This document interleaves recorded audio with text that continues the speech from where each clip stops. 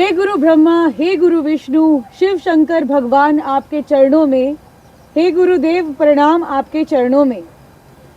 इसका अर्थ ये है कि पूरे ब्रह्मांड में हमें किस गुरु की पूजा करनी है और ब्रह्मांड का ज्ञान कैसे लेना है, इसकी पूरी जानकारी अगर मिल सकती है तो गुरु से ही मिल सकती है।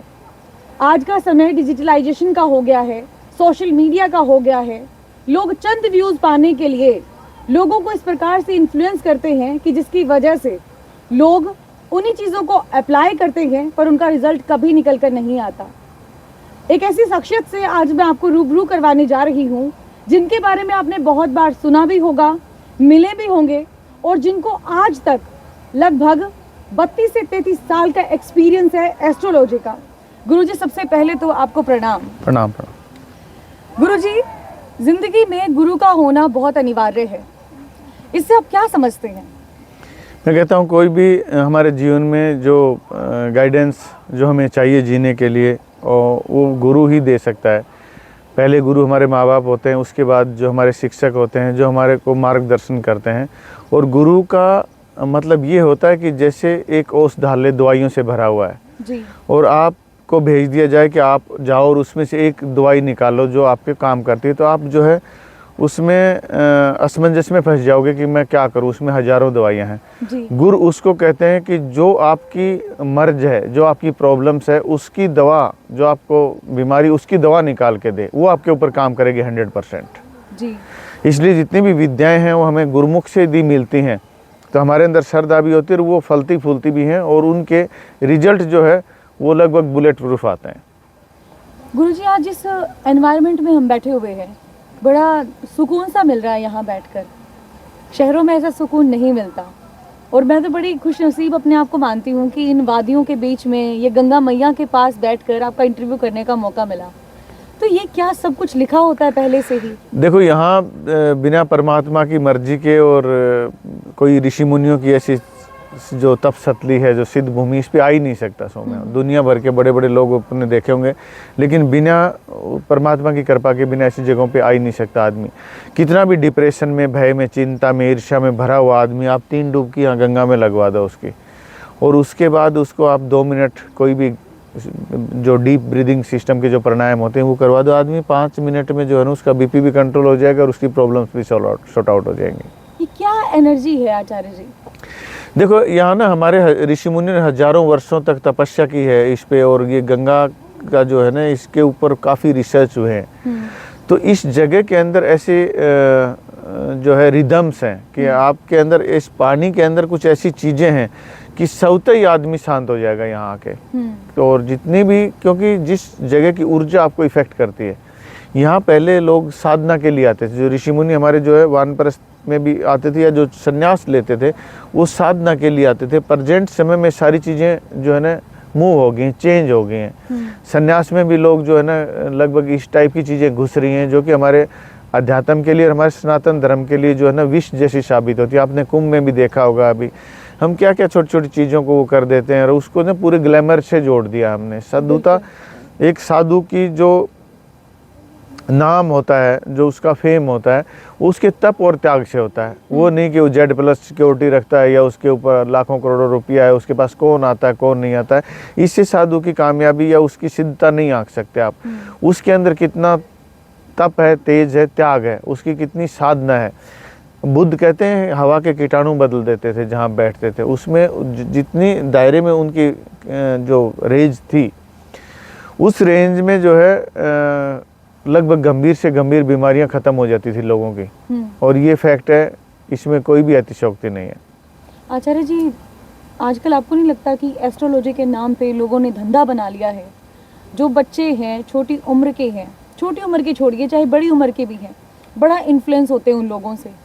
हाथ पे 24 लिख लो, लकी नंबर। हाँ, ये क्या है ना, ये समय ये ज्योतिष का जो है ना, इस टाइप के जो लोग हैं वो बड़े घातक हैं ज्योतिष के लिए। कभी देखा बारिश आती तो तरह तरह के जीव जंतु आ जाते हैं, फिर जैसे धूप निकलती उनके पंख टूटे मिलेंगे आपको।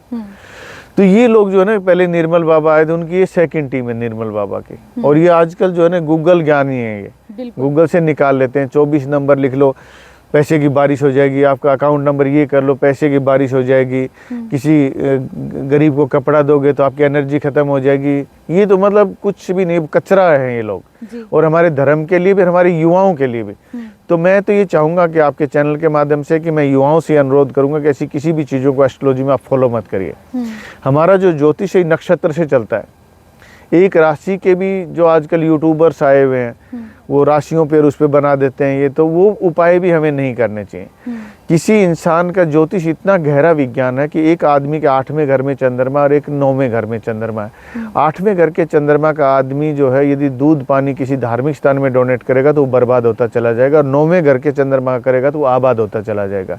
तो 1% का उत्तर है ही नहीं ज्योतिष में कहीं भी कि, और इनके पास तो मुझे बड़ी घिन आती, शर्म आती है जो हमारे ऋषि मुनियों की विद्याएं हैं, और इससे पूरे आज वेस्ट हमें क्यों फॉलो करता है, इन विद्याओं के कारण करता है। ज्योतिष है, योग, आयुर्वेद है, वेस्ट हमारी इसमें आता है, और हमारे वाले वेस्ट को फॉलो कर रहे हैं। ये रेमेडी, ये 1000% गारंटी, और ये रात को 2 पैक पियो, 2 जीवन साथी को पिलाओ, पार्टनर को पिलाओ। तो मतलब बड़ी नीची दृष्टि से देखता हूँ मैं इन चीज़ों को, ये अध्यात्म के लिए, और ख़ासकर हमारे युवाओं को आगाह करता हूँ कि वो इस टाइप की किसी भी चीज़ों को फॉलो न करें। ज्योतिष का मेन चीज़ है name, date of birth, birth time और बर्थ प्लेस। जो पर्सन आपके लिए अमृत है वो दूसरे के लिए जहर है। एक पर्सन के उत्तर सेम हो ही नहीं सकते। इस प्रकृति में एक ही उत्तर है सबके लिए, प्रकृति का, सिर्फ ओम का सुमरण। इसके अलावा कोई ऐसी चीज नहीं है कि जो सबके लिए, एक राशि के लिए काम कर दे, एक के लिए, ऐसा कुछ भी नहीं है ज्योतिष में। ज्योतिष में आपके name, date of birth, birth time और बर्थ प्लेस को लेगा पहले आदमी, वो सारी चीजें बताएगा कि आपके हेल्थ की मैं बात करूं तो आपके 5 एलिमेंट्स का जो बॉडी है इसमें क्या प्रॉब्लम है वो बताएगा आपको, आप पूछेगा नहीं कुछ भी, आपके जीवन में क्या प्रॉब्लम है वो बताएगा। वो अच्छे विद्वान हैं देश में, वो बताएंगे कि आपको क्या करना चाहिए। जो मैंने बताया कि गुरुमुख से ली हुई विद्या, जो चीज़ आपके लिए है और आपके लिए उपाय भी काम करेंगे और वो रिजल्ट भी देंगे डेफिनेट। लेकिन एक नहीं कि पुराने कपड़े किसी गरीब को मत दो, एनर्जी चली जाएगी, कबूतर को बाजरा मत डालो, धूप में कपड़े मत सुखाओ छाव में। उनके पास वो निर्मल बाबा की गूगल टीम है, कोई बेसिक नॉलेज नहीं है। ये बड़ी साधना की चीज़ें हैं और इसके लिए साधक चाहिए। मतलब पहला तो ज्योतिष में जो काम करने वाला आदमी प्रभु सुमरण करना चाहिए, उसका सुमरण मजबूत होना चाहिए, उसका इष्ट मजबूत होना चाहिए, और वो विद्याएं जो है गुरुमुख से आनी चाहिए, श्रद्धा से आनी चाहिए। ये श्रद्धा का विषय है। तो इसमें ये नहीं कि एकदम 1000% पैसे की बारिश हो जाएगी। तो यूथ जो है ना भ्रमित होता है। मेरे पास भी बहुत यूथ आते हैं कि आपने एक दही से नहा लिया, एक आदमी के लिए वो विष, एक के लिए अमृत है जी। तो सबके लिए आप शादियाँ नहीं करवा सकते, सबके अफेयर्स आप ठीक नहीं कर सकते। हर एक आदमी की जो फलादेश है, रेमेडीज हैं, वो रेमेडीज डिफरेंट टाइप से हैं। एक पर्सन का उत्तर वो सब के लिए एक उपाय काम करता नहीं है। जैसे जिनको आज के टाइम पे वाइब्स कहा जाता है, जी जी, वाइब्स नहीं आ रही है इनकी तरफ से। हाँ हाँ, जैसे आपने देखा होगा कि हमारा जो शरीर है इसमें 32 शुक्रांश बाप के, 16 दादा के, 8 परदादा के, 3 पीढ़ी माँ की और 3 पीढ़ी बाप की। ये हमारी जेनेटिक डिजीज है। सूरज, पृथ्वी और मानव कोई बहुत गहरा जोड़ है किन्हीं अनजाने रास्तों से। एक माँ, उसकी बेटी और उसकी बेटी, तीनों की नस नाड़ियों में एक ही टाइप का खून प्रभावित होता है। तीनों की बॉडी एक ही सेल से बनी है जी। तो एक बेटी यदि दुखी होती तो उसकी माँ भी उसको फील करती और उसकी माँ भी फील करती। इतनी गहरी कनेक्टिविटी है। तो हमारी जो यूनिवर्स है, हमारे रिदम है, नक्षत्रों से इतनी गहरी कनेक्टिविटी हम लोगों की। हमारी जितनी भी थॉट्स और इमोशंस हैं, क्रोध है, बेचैनी है, भय है, चिंता, ईर्ष्या, अहंकार, जो हमारे मनोदशाएं बदलती हैं, जो हमारे मूड स्विंग्स होते हैं, वो सारे सौरमंडल से, जो नक्षत्रों से जो रश्मियाँ आती हैं, जो रेज आती हैं, उसके अकॉर्डिंग चेंज होते हैं। आचार्य जी एक बात बताइए, अब कई लोग हैं जो सोशल मीडिया पर आकर ये भी ज्ञान देते हैं कि एस्ट्रोलॉजी जैसी कोई चीज़ ही एग्जिस्ट नहीं करती। 100 बच्चे हैं, एक ही समय पर पैदा हुए हैं, एक ही दिन पैदा हुए हैं, उनकी जो किस्मत है वो एक जैसी कैसे हो सकती है? मैं बताता हूँ। 2 जुड़वा बच्चे देखे कभी? 2 ट्विंस। बिल्कुल। 2 ट्विंस बच्चे 2 टाइप से पैदा होते हैं। एक ऐसे बच्चे मिलेंगे आपको जिनके जीवन में 95% सिमिलरिटी रहती है, और दोनों बच्चों को आप, जो एक अंडे से 2 बच्चे बने जी, एक अंडे से 2 बच्चे बने, उनके गर्भाधान का टाइम सेम है। एक बच्चे को यहाँ जुकाम हो गया, एक अमेरिका में रहता है, तो दूसरे को 3 घंटे के अंदर अंदर जुकाम पकड़ लेगा या बुखार पकड़ लेगा, कोई भी बीमारी। और एक दोनों को अलग अलग कमरों में बंद कर दो, अलग अलग उनको टॉपिक दो, 3 घंटे में जो भी पहले ख्यालात आए वो आप लिखते जाओ, 95 से 98% सेम मिलेंगे दोनों के। एक अंडे से 2 बच्चे पैदा, उनका गर्भाधान का टाइम सेम है, ठीक है। एक टाइम में 100 बच्चे पैदा, उनका गर्भाधान का टाइम सेम नहीं है, इसलिए सिमिलरिटी नहीं आएगी। एक यदि 2 अंडों से 2 बच्चे आए और जुड़वा बच्चे, उनके जीवन में कोई सिमिलरिटी नहीं है। यदि एक अंडे से 2 बच्चे आते, एक मेडिकल प्रमाण बताता हूँ आपको, यदि हमारी जो चमड़ी है, हमारी स्किन है, वो दूसरी स्किन को एक्सेप्ट नहीं करती है। यदि एक अंडे से 2 बच्चे, हमारा कोई जख्म हो जाता है शरीर में, तो हमारी बॉडी से ही जो है स्किन जो काट के डॉक्टर ने लगाई जाती है। यदि एक अंडे से 2 बच्चे पैदा हुए, उनकी दोनों की स्किन फिट हो जाएगी एक दूसरे पे, और एक बच्चे की यदि किसी कारणवश डेथ हो जाती है तो दूसरा 3 महीने से ज़्यादा जिंदा नहीं रहता, इतनी सिमिलरिटी होती है। और जो आपने बताया कि 100 बच्चों का एक साथ जन्म हुआ, उनके सिमिलरिटी क्यों नहीं है, उनके सेम फलादेश क्यों नहीं है, सेम रेमेडीज क्यों नहीं है, उनका गर्भाधान सेम नहीं है, और वो किन आत्माओं से पैदा होते हैं। उस वक्त माँ बाप की ब्रीदिंग, जो हमारा ब्रीदिंग सिस्टम है, आप लगन कुंडली से यानी नक्षत्र के चरण से आप वहाँ पहुँच जाते हो जब बच्चा माँ के गर्भ में आया। और जब बच्चा माँ के गर्भ में आता है, उस वक्त माँ बाप की श्वास की गति कितनी है, दोनों की बॉडी टेम्परेचर क्या है और मनोदशा क्या है, ये आप नक्षत्र से निकाल सकते हैं। और यदि आपको बीज समझ में आ गया तो आप पूरे पेड़ की कथा लिख देंगे कि ऐसी हाइट जाएगी, ऐसे फल आएंगे, ऐसे फूल आएंगे और ऐसा टेस्ट आएगा। यही जिंदगी की कहानी है। जिंदगी की कहानी तो आचार्य जी यहाँ पर भी देखिए आप जी, कि अभी हम लोग देख पा रहे हैं किसी के फूल यहाँ बहकर आए हैं। हाँ, इसका क्या तात्पर्य होता है आचार्य जी? क्या है, ये हमारे को मोक्षदायिनी कहते हैं गंगा को, और इससे ना हिंदू धर्म का यानी हमारे सनातन धर्म का बड़ा गहरा नाता रहा है। मैं तो मोटा मोटी आपको बताऊं कि कितना भी डिप्रेस्ड आदमी हो, कितना परेशान आदमी हो, आप 3 डुबकी मरवा दो गंगा में, उसके बाद उसकी मनोदशा चेंज हो जाएगी। तो उस चीज को हम ज़्यादा तो वो नहीं, लेकिन उस चीज़ को फील कर सकते हैं हम। यहाँ के वाइब्स, आप आए हैं, आप पहले वहाँ थे, अब आप यहाँ आए। आज हम महानगरों में रहते हैं, लंबे टाइम से मुंबई में रहते हैं, तो यहाँ जो आके आप फील करते हैं, आदमी का मकसद तो ज़िंदगी का यही है कि उस सुख शांति और प्रेम मिले उसको। लेकिन आदमी लाखों करोड़ों कमाने के बाद भी उसको सुकून चैन नहीं मिलता। इन जगहों पे जब हमारे ऋषि मुनि आते थे पहले, वो 50 वर्ष के बाद जब वानप्रस्थ आश्रम शुरू होता था इंसान का, हमारे हिंदू माइथोलॉजी के अकॉर्डिंग सनातन में 4 वर्णों में बांटा जीवन को, और वो एकदम फैक्ट है जीवन के लिए। वैसे उम्र लंबी होती थी पहले के 1 से 25 स्वास्थ्य और ब्रह्मचर्य के लिए आप 25 से 50 गृहस्थ और 50 से 75 आप वानप्रस्थ और फिर संन्यास। अब वो धीरे धीरे 15 से 20 वो 2-3 चरणों में आयु छोटी हो गई इंसान की। तो इन चीज़ों का जो संबंध है कि आप भी इन चीज़ों को आगाह करो कि ये जो जितनी चीपर चीज़ें घुस गई, ये अकेली ज्योतिष की बात नहीं करता मैं। आयुर्वेद में भी हर आदमी वैद्य बन के बैठ गया, बल्कि वैद्यों की 20-20, 25-25, 30-30 साल विद्या अध्ययन होता था, उनका जो एक्सपीरियंस था। और आज तो ऐसे लोग आए हुए हैं कि 24 घंटे में, 5 घंटे में रिजल्ट, पैसे की बारिश हो जाएगी, धन की बारिश हो जाएगी। तो मैं युवाओं से एक आपके माध्यम से एक संदेश देना चाहूँगा कि आप इन चीज़ों में आके पैसे मत लुटाओ। वो बहुत मेरे पास ऐसे लोगों के फ़ोन आते हैं, उनने मेरे पैसे ले लिए, मेरे को ब्लॉक कर दिया। तो पैसे मत लुटाइए जब तक आप ज्योतिष में सेटिस्फाई नहीं हो जाते कि ये चीज़ें आपके एक्यूरेट हैं। और उसके लिए ना आपको उसका एक विद्वान चाहिए। जो रील बना बना के फेमस हो गए वो डिफरेंट चीज़ें हैं। फेमस होना अलग चीज़ है और विद्वान होना अलग चीज़, दोनों में बहुत बड़ा भेद है। आजकल तो मीडिया किसी को भी पॉपुलर कर देती है। अब वो कुंभ में पता नहीं कितने लोगों को उन्होंने पॉपुलर कर दिया। वही बात है ना कि कुंभ तो हर्षिता का नहीं बल्कि हर्ष का विषय है, मोनालिसा का नहीं, हर्षोल्लास का विषय है। हाँ। और मीडिया को जबकि चाहिए कि हमारे जो सनातन के जो स्तंभ हैं, शंकराचार्य जी क्या कहते हैं। और पहले भी आपको मैं बताऊं कि शंकराचार्य जी से किसी ने क्वेश्चन पूछा, ये जो आपने पूछा कि जी वो वैसे ऐसे एस्ट्रोलॉजर आए, पैसे की बारिश हो, देखिए पैसे की बारिश होती है। शंकराचार्य जी हमारे स्तंभ है सनातन धर्म के 4 जो हमारे शंकराचार्य जी हैं। तो वो कहते हैं कि हम डोनेशन लेते ही नहीं ना, फिर हम ही बारिश करवा लेते हैं, ऐसी विद्या में कोई वो होती। हाँ, तो इन चीज़ों में भ्रमित होना नहीं चाहिए और ये अंधविश्वास की ओर ले जाती हैं। इससे ना हमारे सनातन की जो रूट्स हैं वो कमज़ोर होती हैं कि दूसरे धर्मों को या दूसरे लोगों को उस पर ना उंगली उठाने का मौका मिल जाता है। ये चीपर चीज़ें जो मीडिया के माध्यम से, जो ये गूगल टीम है और निर्मल बाबा वाली जो टीम की आप बात कर रहे हो कि किसी गरीब को कपड़ा मत दो, रात को पैग लगाओ, मोहम्मद रफ़ी गाने सुनो, तो ये बहुत नीची दृष्टि से देखता हूँ मैं ऐसी चीज़ों को। मतलब सनातन धर्म को आज के टाइम पे जितना प्रमोट होना चाहिए था सोशल मीडिया के माध्यम से, और नुकसान वहाँ ज़्यादा के- हो गया। हाँ, नुकसान ज़्यादा है। आचार्य जी, आपको नहीं लगता कि आज का जो यूथ है वो कहाँ बढ़ रहा है सनातन की तरफ? अगर कोई लड़की छोटे कपड़े पहनकर सोशल मीडिया पर डांस कर रही है, उसी के व्यूज मिलियंस में चले जाते हैं जी। और बैठकर जैसे अब आप ज्ञान अगर देने लग जाएं, वैसे तो नो डाउट आपकी सोशल मीडिया पर फैन फॉलोइंग बहुत ज़्यादा है, लेकिन लोग देखना नहीं पसंद करेंगे उसको। तो क्या है, मैं किस वही तरह बात की आपको कह रहा हूँ कि वो मोनालिसा को और उसको बढ़ा दिया फेक चीज़ों को। एक लड़की जो वो महाराज जी के साथ में आई, हर्षिता। रिया शिवाज एंकर, हम्म, वो एंकरिंग की लड़की थी और उसने नकली बाल लगा लिए, जी।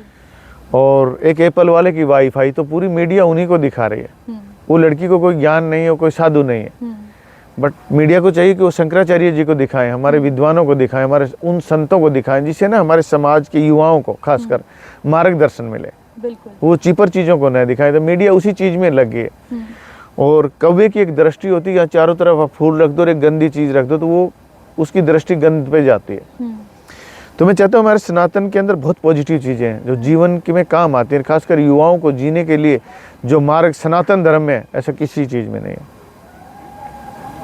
आचार्य जी, आप मुंबई में रहे हैं, दुबई आप गए हैं, बड़े बड़े शेख राजाओं से आप मिले हैं, छोटा एक्सपीरियंस नहीं है आपका, बहुत बड़ा, बहुत ज़्यादा, मतलब जितना ज्ञान आपसे लिया जाए उतना ही कम है।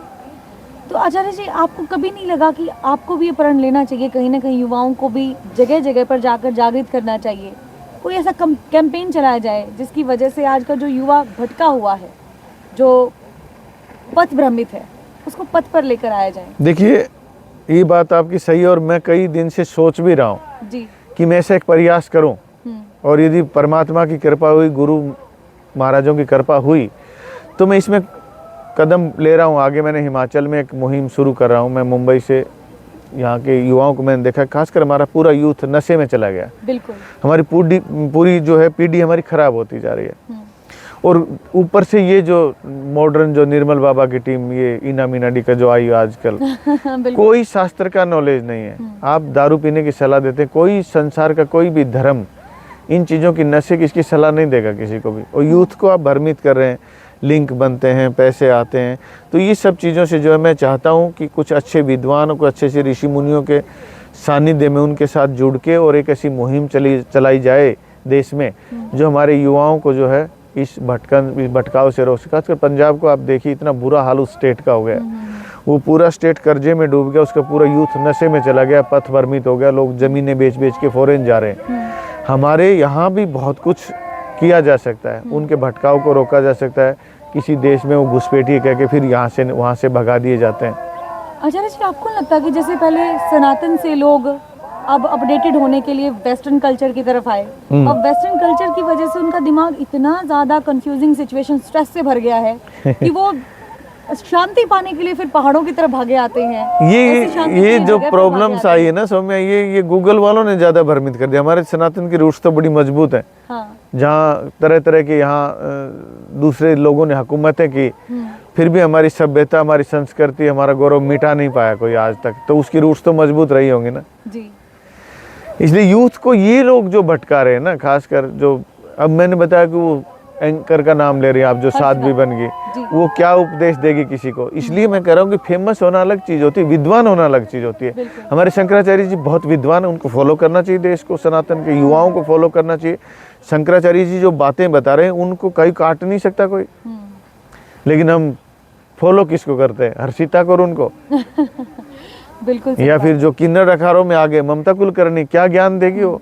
एक ड्रग पेडलर को हम इतना सम्मान दे रहे हैं पैसे में, हम कहाँ ले जा रहे हैं देश को? चलिए ठीक है आचार्य जी, आई थिंक इतना इंटरव्यू भी लोगों के, अगर वही बात है कि अप्लाई कर ले अपने ऊपर, ये जो बातें आपने बताई है, तो एक बहुत बड़ी बात हो जाएगी लोगों। ये हमारा प्रयास रहेगा सौम्या कि आप लोगों के माध्यम से भी युवाओं तक ये संदेश जाए और हम निस्वार्थ भाव से हम ना सेवा कर पाएं समाज की, बिल्कुल। और भटकते युवाओं को हम एक रास्ता दे पाएं, एक रिदम दे पाएं जीने की। ज्योतिष परमात्मा के बाद वो विषय है जो आपके भविष्य में झांकता है। हमारे 4 वेद हैं और 6 शास्त्र हैं। वेद का अंग वेदांग है ज्योतिष, शिक्षा, कल्प, व्याकरण, ज्योतिष, निरुक्त और छंद, ये हमारे 6 शास्त्र हैं, जी। तो इसमें कहीं भी कोई भी नहीं आपको दारू पीने की इजाजत नहीं देगा कि आप 2 पैग पियो और उससे शुक्र अच्छा हो जाएगा। ये लोग अपने आप को समझते मॉडर्न हो गए, अपडेटेड हो गए, नहीं, चलो पी लेते हैं। नहीं गलत। यूथ को देखिए ना कहाँ चले गए आप। बिल्कुल। आप पैसे कमा के एक संपन्न हो गए और फिर आप हाँ, कहाँ उनकी पीढ़ियां आगे बढ़ेंगी हाँ, फिर? वो शुक्र ठीक नहीं होता, उससे आदमी का लीवर खराब होता है।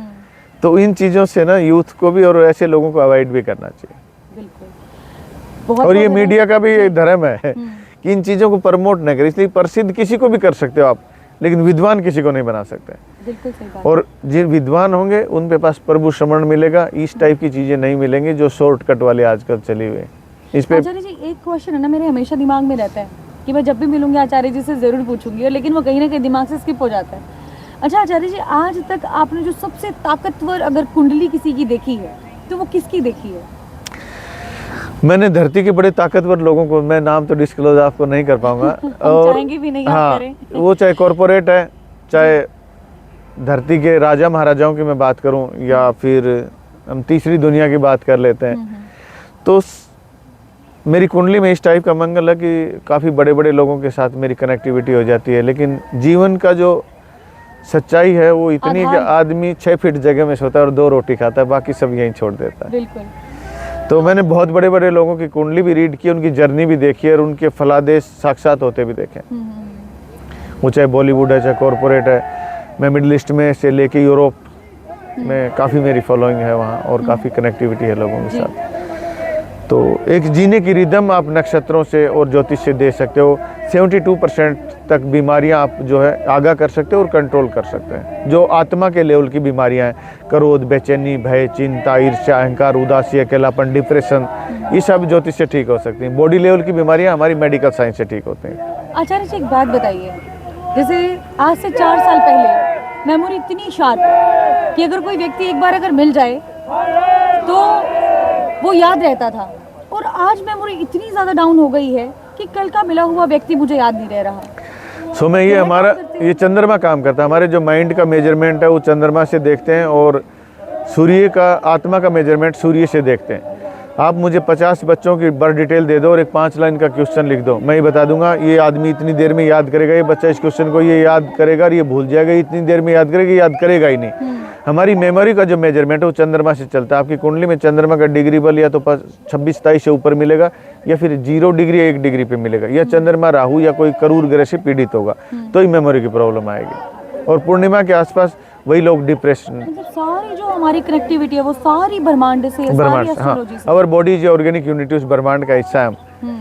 और जैसे यूनिवर्स की रेज हमारे जीवन को इफेक्ट करती है, उसी के अकॉर्डिंग हमारे स्वास्थ्य, चाहे आप कितने भी रूल फॉलो कर लो स्वास्थ्य के, जब आपके ऐसे ग्रह आते हैं आप बीमार पड़ जाते हैं। तो इसलिए इसको 1950 के बाद जो कॉस्मिक साइंस का जन्म हुआ, तो इन चीज़ों को हमें ना जो लेकिन अच्छे पारंगत विद्वान चाहिए इसमें। ये अच्छा आचार्य जी एक बात और, स्ट्रॉन्ग कुंडली में क्या क्या ग्रह कहाँ कहाँ पर होने चाहिए जिसकी वजह से उसकी कुंडली स्ट्रॉन्ग हो सकती है? देखिए ये तो उस मालिक की इजाद है कि कोई भी आत्मा जो है ना वो अपना नक्षत्र और अपना समय लेके पैदा होती है।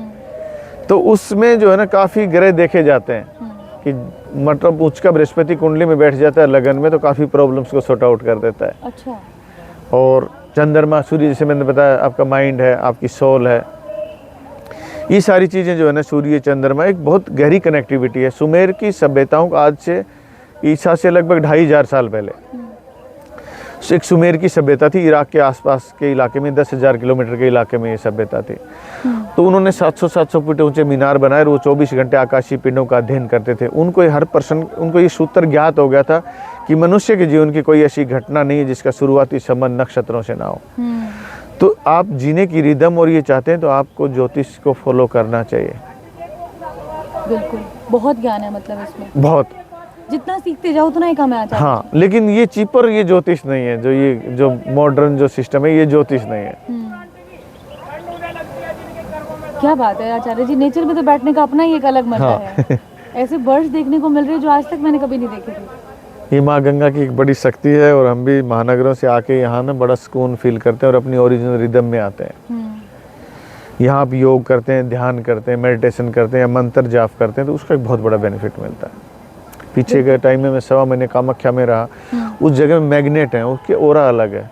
क्या महसूस किया आचार्य जी? वो आप बैठते ही ध्यान लग जाता है आदमी का। हाँ? तो हाँ, वो कामरूप क्षेत्र, वो तंत्र का बड़ा क्षेत्र है। वहाँ बड़े बड़े सिद्ध, बड़े बड़े योगी, महात्मा, विद्वान तपस्या के लिए आते हैं। फॉरेनर बहुत आते हैं। मयोंग है, गयोंग गांव है वहाँ हाँ पे। हाँ, उसको मयोंग। कहते हैं कि बड़ा जादुई गांव है वो। देखिए आसाम बंगाल का जो क्षेत्र रहा है, कुछ बांग्लादेश में चला गया, वो तंत्र का क्षेत्र रहा है।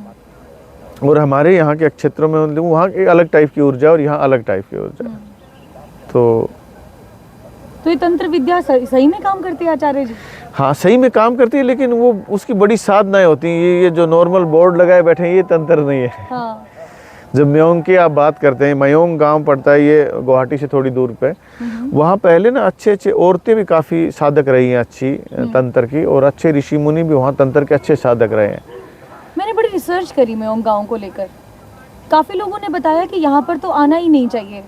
यहाँ पर कहते हैं कि ऐसा जादू आपके ऊपर करेंगे कि आप उस जगह को छोड़ेंगे ही नहीं। नहीं, ऐसा नहीं है। देखिए मारण, उच्चारण, सम्मोहन, वशीकरण, आकर्षण, ये तंत्र में हैं ये चीज़ें, लेकिन ये सारी साधना के विषय हैं, बहुत गहरे विषय हैं। और इनके ऊपर काफ़ी हद तक, जैसे त्राटक जैसी चीज़ है योग में, इससे काफ़ी हद तक सम्मोहन, वशीकरण, आकर्षण इन्हीं चीज़ों से हो जाते हैं। और वहाँ पे काफ़ी चीज़ें हैं सीखने के लिए। मंत्र थेरेपी है, और आप साधना करते हैं, आप ध्यान करते हैं, 10 महाविद्याएं हैं वहाँ, तो बहुत चीज़ें हैं वो। लेकिन वो मतलब ऐसे नहीं कि रोड पे बोर्ड लगा के बैठ गए। ये चीज़ें थोड़ी हिडन भी रखनी चाहिए, और थोड़ी सी साधना और सिद्धियों की चीज़ें हैं। बिल्कुल। तो उसमें मतलब ध्यान का होना बहुत जरूरी है। ध्यान का और प्रभु सुमरण का। ध्यान का और प्रभु सुमरण। ये सिमरन नहीं है और ध्यान नहीं है तो ये कोई भी चीज़ें काम नहीं करती, नहीं कोई फलादेश काम करता है। ये नहीं कि आप 10 किताबों में 10 राइटर्स के मत पढ़ोगे। आप भृगु का अलग है, वशिष्ठ का अलग है, पाराशर का अलग है, गर्ग का अलग है। तो 10 किताबें पढ़ के आप इस रिदम में फलादेश नहीं कर सकते। और नहीं कोई एक चीज़ बता दी कि आप जो है 26 नंबर लिख लो, पैसे की बारिश हो जाए, ऐसा कुछ भी नहीं होता। बिल्कुल सही बात है। हर एक आदमी अपनी रिदम, अपनी आत्मा लेके पैदा होता है, और परमात्मा ही डाकू बनाता है, परमात्मा ही साधु बनाता है। हम कोई मैन्युफैक्चरर नहीं है। हम वो वैद्य हैं जो एक विद्या जानते हैं, और बीमारी में कौन सी में काम करना है वो बूटी देते हैं। ठीक है, वही लोग मिलेंगे जिनका मिलना हमारे जीवन में लिखा है। नहीं मिलना लिखा है वो नहीं मिलेंगे। आचार्य जी, क्या बड़ी से बड़ी बीमारियाँ एस्ट्रोलॉजी से, विद्या से, संगीत से ठीक हो सकती है? या संगीत का आपने बहुत अच्छा, इसको बोलते हैं साउंड हीलिंग। तो आपने देखा होगा कि जिस नक्षत्र के चरण में हम जन्म लेते हैं, वही गंध आपको पसंद आती है, वही कलर आपको पसंद आता है, वही रिदम आपको पसंद आती है। एक गीत संगीत आपको बहुत गहरे में ले जाएगा, शांत। एक आपको डिप्रेशन में ले जाएगा, आपको अच्छी नहीं लगेगी, बंद करो इस आवाज़ को। एक आपको गहरा ले जाएगा। मंत्र भी इसी टाइप की थेरेपी है। तो गीत संगीत जैसे सितार जैसी चीज़ें हमारे पहले आयुर्वेद में थी, और वैद्य जो है बीपी, डायबिटीज जैसी बीमारियों का इलाज करते थे। बहुत कुछ चीज़ें थी, लेकिन कई चीज़ें बॉडी लेवल की हैं। आज जो चीज़ बीमारियां बढ़ जाती हैं, इस पर मेडिकल साइंस काम करती है। तो डॉक्टरी थेरेपी भी हमारे लिए ज़रूरी है। क्या है सौम्या, अकेले अध्यात्म से भी नहीं जिया जा सकता, और अकेले विज्ञान से भी, साइंस से भी नहीं जी सकते। आप बोलते हैं ना कि मेडिकल, इसके वैज्ञानिक प्रमाण क्या है, साइंटिफिक डेफिनेशन क्या है। अकेली साइंटिफिक डेफिनेशन के चक्कर में भी नहीं पड़ना। वीणा, मानो मैं गिटार, इसके तार ज़्यादा खींचते हैं तो टूट जाते हैं, और ढीले रहते हैं तो सरगम पैदा नहीं होता। हमें जीने के लिए अध्यात्म भी चाहिए और विज्ञान भी चाहिए। हमें जहाज बनाने वाला लड़का भी चाहिए, और हमें ध्यान करने वाला योगी भी चाहिए। जीवन के लिए दोनों ही चीज़ें ज़रूरी हैं। आचार्य जी, एक बात और पूछना चाहूँगी। कई यूथ में बच्चे इस चीज़ को रिलेट कर पाएंगे। कभी किसी से प्यार होता है, इतनी ज़्यादा अटैचमेंट है कि उसके बिना रहा ही नहीं जाता, और फिर एक समय ऐसा आता है कि छोड़ना यार, क्या ही करना है, बिल्कुल ही मन से उतर जाता है वो व्यक्ति। क्या होता है, जब दो लोगों की सूर्य की कनेक्टिविटी होती है, काफ़ी चीज़ों में पीछे के जन्म का कोई संबंध होता है, कि किसी आदमी के को आप गहरा फील करते हैं, तो उनमें सूर्य की कनेक्टिविटी होती है, आत्मा की। मतलब आप फील करते हैं, किसी के बिना तड़फते हैं, इश्क हो जाता है, रह नहीं पाते। यही क्वेश्चन का आप करना चाह रहे हैं। बिल्कुल। तो इसमें क्या होता है ना, जो एक प्यार ऊपरी लेवल का है, जैसे मीराबाई को हुआ कृष्ण से, वो कहती है कि उसके हृदय की वीणा सुन के मेरे हृदय की वीणा बज उठती है, ऐसा मीरा कहती है। इसको फील करना आप। एक आदमी अमेरिका में बैठे यहाँ, तो फील कर देंगे। उसको सिर में दर्द होगा तो उसको फील हो जाएगा सिर में दर्द है। उसका मन उदास होता है तो उसका फील आ जाएगा उसका मन उदास है। ये कहते हैं आत्मा की कनेक्टिविटी है। एक प्यार होता है बॉडी लेवल का, लेकिन प्यार जो है इसमें सिर्फ आदमी खोता है, लुटाता है अपने आप को, पाता कुछ नहीं है। तो इसमें फ़ायदा कुछ नहीं है, लेकिन इससे खूबसूरत एहसास भी कुछ नहीं है जीवन में। निस्वार्थ ये रिश्ते निभते क्यों नहीं है प्यार के? क्या होता है, निस्वार्थ जो प्रेम है वो रहा नहीं। हम वासना को डाल देते हैं कि मुझे इससे ये चाहिए। जब हम डिमांडिंग हो जाते हैं तो रिश्ते ख़त्म, वहाँ से रुगन होना शुरू हो जाएगा प्रेम आपका। और वासना जो है, मैं इससे क्या पालूँ, क्या फ़ायदा उठा लूँ, वासना ब्रेन की ईजाद है। और प्रेम जो है वो दिल की ईजाद है। और दिल जो ब्लाइंड होता है उसको सिर्फ लूटने में, लुटाने में मज़ा आता है, फ़ायदा कुछ नहीं है, लेकिन इससे खूबसूरत एहसास कुछ नहीं है जीवन में। तो ये त्याग की प्रवृत्तियों वाले आदमी कर सकते हैं, नहीं तो आज दूसरे दिन कोई किसी को ब्लॉक कर देगा, किसी का दूसरे के साथ वो हो जाएगा। तो जो आपको स्थायी तसल्ली जो चीज़ नहीं देगी आत्मा के तल पे, तो आप में भटकाव आएगा डेफिनेट। और जो ये प्यार में धोखा दे देते हैं लोग, ये तो हमारी जर्नी में फिक्स होता है कौन किसको धोखा देता है। धोखा वहीं से शुरू होता है कि जब हम डिमांडिंग हो जाते हैं और हमारी आत्मा का मेजरमेंट उस लेवल का हो, तो 98% तो धोखे वाले ही प्रेम रहेंगे, क्योंकि वो डिमांडिंग हो जाएंगे। बॉडी लेवल के प्रेम है, आत्मा की मैं बात करता हूँ। तो इसलिए कहता हूँ कि वो बड़ी खतरनाक सिचुएशन है इंसान की। मनुष्य का मनुष्य के प्रति प्रेम में गिर जाना बेहद खतरनाक घटना है। वो सूरज की उड़ान भरने जैसे, आपके पंख जल भी सकते हैं, आप जमीन पे गिर भी सकते हैं। इसलिए प्रेम सुरक्षित नहीं है। तो समाज ने शादी ईजाद की कि दो लोगों के साथ में शादी में बंधन में बांध दिया, प्रेम है चाहे नहीं है लेकिन वो साथ रहेंगे। इसलिए हमारे अरेंज मैरिज कामयाब है। और मनुष्य के मस्तिष्क में ग्रंथि होती है जो 4 महीने इंटरेस्ट लेती है सामने वाले में। शादी के बाद जो 24 घंटे साथ रहते हो, 4 महीने के बाद मनुष्य उबना शुरू होता है। मनुष्य के अंदर प्रेम और घृणा दोनों ही चीज़ें हैं।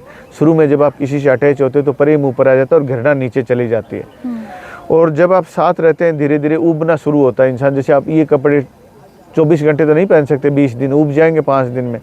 ऐसे ही मनुष्य मन के तल पे जीता और मन चेंजिंग चाहता है। पशु शरीर के तल पे जीता, वो लंबे टाइम साथ रहते हैं दो पशु, उबता नहीं, मनुष्य उबता है।